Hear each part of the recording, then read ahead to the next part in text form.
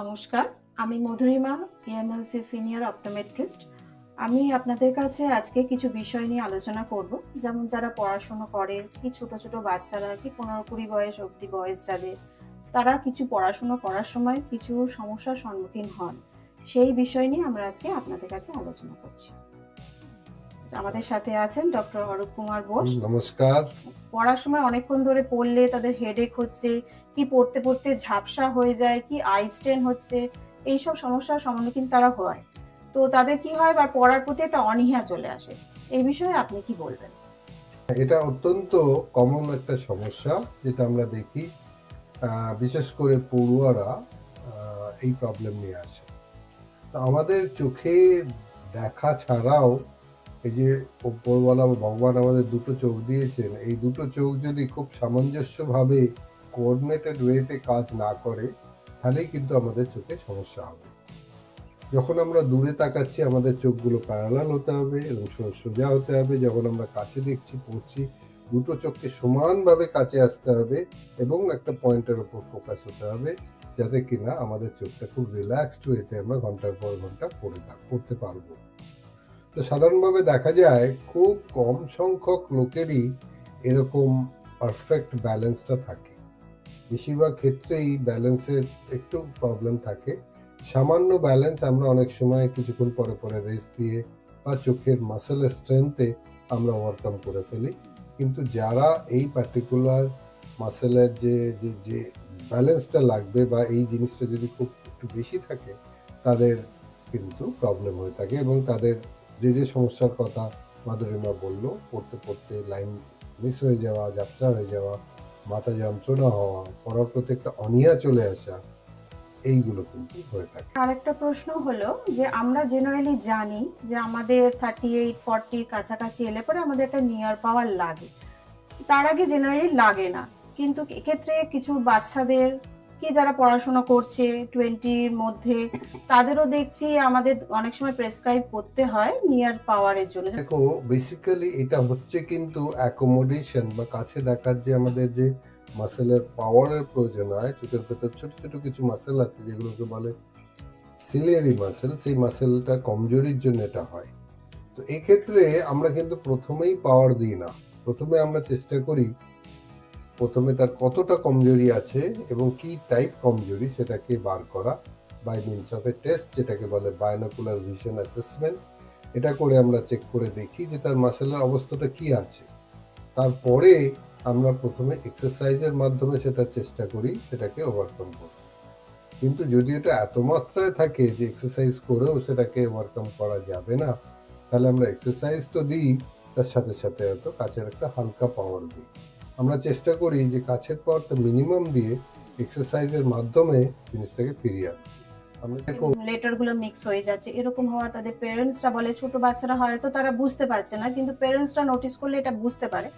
তো এটা তো স্যার একটা বড় প্রবলেম। এটা একটা বিষয় যদি কিছু বলে। দেখুন, এটা দুটো কারণে হয়ে থাকে। একটা হচ্ছে যাদের মেন্টাল ফাংশনটা খুব স্ট্রং নয়, যাদের অ্যাটেনশন ডেফিসিট আছে, এডিএইচডি বাচ্চা ইত্যাদি, তাদের হতে পারে। আরেকটা হতে পারে চোখের প্রবলেমের জন্য হতে পারে। চোখের প্রবলেম যেটা আমি বললাম, তার যদি ব্যালেন্সটা খুব ভালো না থাকে, খুব কোঅর্ডিনেটেড না থাকে, দুটো চোখ যদি সমানভাবে একই পয়েন্টে ফোকাস না হয়, তাহলে কিন্তু পেশেন্টরা একটু পড়ার পরেই এদিক ওদিক লাইন দিয়ে কনফিউশন হয়ে যাবে। তার কারণ হচ্ছে একটা চোখ ফোকাস করছে, অন্য চোখটা হয়তো আউট অফ ফোকাস হয়ে যাচ্ছে বা সরে যাচ্ছে। সেক্ষেত্রে কিন্তু সে কখনো কখনো বাঁ চোখ দিয়ে যে লাইনটা ফোকাস হচ্ছে সেটা দেখবে, কখনো কখনো জাম্প করে ডান চোখে যে লাইনটা ফোকাস হচ্ছে সেটা দেখবে। এবার যদি দুটো চোখের ফোকাসটা একই পয়েন্টে হয়ে থাকে, তাহলে কিন্তু সে একটা লাইনই দেখবে। তো এটাও কিন্তু একটা অর্থোপটিক প্রবলেম, এটাকে আমরা অর্থোপটিক প্রবলেম বলে থাকি। আমাদের আমাদের ইএমএলসিতে আমাদের একটা ইউনিট আছে যেখানে আমরা এটা অ্যাসেসমেন্ট করি, এটা চেক করি, এবং যদি সেটা থাকে তাহলে সেটা এক্সারসাইজের মাধ্যমে আমরা কিন্তু অনেকটাই রেকটিফাই করতে পারি। আচ্ছা স্যার, তাহলে আপনি একটু ডিটেলস একটু বুঝিয়ে দেবেন যারা এই বিষয়টা জানেন না, যে দুটো চোখের আই ইমব্যালেন্স বলতে কি বোঝানো? দেখুন, আই ইমব্যালেন্স একটা কমপ্লিকেটেড শব্দ। আমরা যখন একটা চোখ বন্ধ করে দূরে দেখছি, কাছে দেখছি, তার মানে চোখে দূরের জন্য একবার ফোকাস করতে হচ্ছে, যেই কাছে দেখছি কাছের জন্য ফোকাস করতে হচ্ছে। আবার অন্য চোখটাকে তাই করতে হচ্ছে। কিন্তু শুধু তাই করলেই হবে না। যখন আমরা দূরে দেখছি দূরে যতটা রিল্যাক্স করছে, যখন কাছে দেখছি কাছে যতটা রিল্যাক্স করছে, দুটো কিন্তু সমান হতে হবে। না হলে কি হবে? ডান চোখটা একটা জায়গায় ফোকাস, বাঁ চোখটা আরেকটা জায়গায়। এই যে দূরে কাছে ফোকাসের সমস্যা, এটাকেই বলছি অকুলার ইমব্যালেন্স। তাহলে একটু আই এক্সারসাইজ করলে কি বেনিফিটেড পাওয়া যায়? বেনিফিট অনেক দিক থেকে হয়। একটা হচ্ছে চোখের এই যে মাসেলের ফ্লেক্সিবিলিটিটা বাড়ে। মাসেলের ফ্লেক্সিবিলিটি বাড়লে বাচ্চা সহজেই দূরে কাছে দেখতে পাবে, ফোকাস করতে পারবে। তার ফোকাস এবং তার কনসেন্ট্রেশন বাড়ে। তার বেসিক্যালি তার পারফরমেন্স ভালো হয়। বিশেষ করে ধরুন যারা প্লেয়ার, ব্যাটসম্যান, তাদের পারফরমেন্স বাড়বে। যারা টেবিল টেনিস প্লেয়ার তাদের পারফরমেন্স বাড়বে। যারা খুব ফাইন কাজ করে, ড্রয়িং করে, তাদের পারফরমেন্স বাড়বে। এবং যারা যারা বাইনোকুলারলি কাজ করে, যারা মাইক্রোস্কোপে কাজ করে, তাদের পারফরমেন্স বাড়বে। অর্থোপটিক চেক আপ করে বা বাইনোকুলার ভিশন অ্যাসেসমেন্ট করে আমাদের দেখতে হবে কোথায় উইকনেসটা আছে এবং এক্সারসাইজটা সেই দিকে স্ট্রেস করে দিতে হবে। ১ নম্বর। ২ নম্বর হচ্ছে কিছু কিছু জিনিস আছে যেগুলো অত্যন্ত ইম্পর্টেন্ট।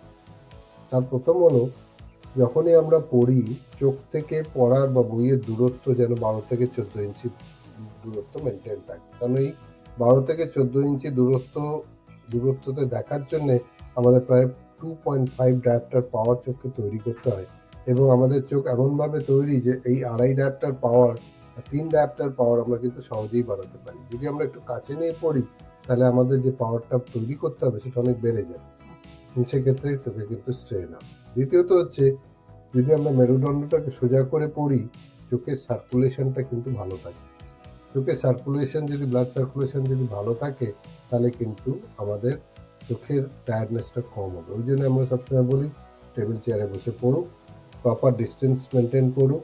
আর থার্ড হচ্ছে ইন্টারমিটেড স্টাডিজ। তার মানে যদি প্রত্যেক ১৫ মিনিট পড়ার পরে ১ মিনিট আমরা একটু দূরের দিকে তাকাতে পারি বা একটুখানি ফিজিক্যাল মুভমেন্ট করে আসতে পারি, একটু মুখে জল দিলাম, চোখে জল দিলাম, একটু পায়চারি করে এলাম, না টিভি বা মোবাইল দেখলাম না, কিন্তু একটুখানি শরীরকে চেঞ্জ দিলাম বা রিল্যাক্সেশন দিলাম চোখকে, তাহলে কিন্তু আমরা অনেকক্ষণ অ্যাট এ স্ট্রেচ পড়তে পারবো। আরেকটা জিনিস যেটা important that is a diet. একটু গ্রিন লিফি ভেজিটেবল, সবুজ জিনিস, গাজর, টমেটো, বিট, পাকা আম, পাকা পেঁপে, এগুলো যদি খেলে আমাদের চোখের হেলথটা ভালো থাকে। স্যার অসংখ্য ধন্যবাদ আপনাকে যে আমাদের এত সুন্দর সুন্দর টিপস আপনি দিলেন। অনেক বিষয় আমরা জানতে পারলাম, তার জন্য আপনাকে অনেক ধন্যবাদ। নমস্কার, নমস্কার। ভালো থাকবেন, সুস্থ থাকবেন।